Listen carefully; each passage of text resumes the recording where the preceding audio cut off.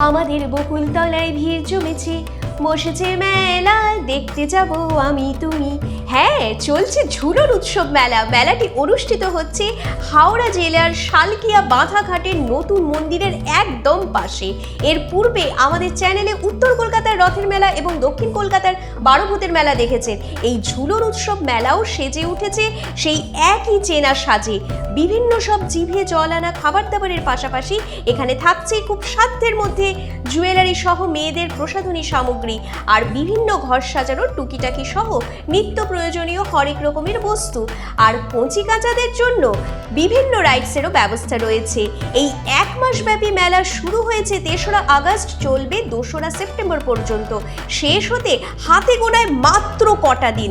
তবে এর মধ্যে যদি আপনারা নতুন মন্দির দর্শন করতে যান, এই ঝুলন মেলাও ঘুরে নিতে পারবেন। ফুল ভিডিও দেখতে ফলো করুন আমাদের চ্যানেল ও পেজ।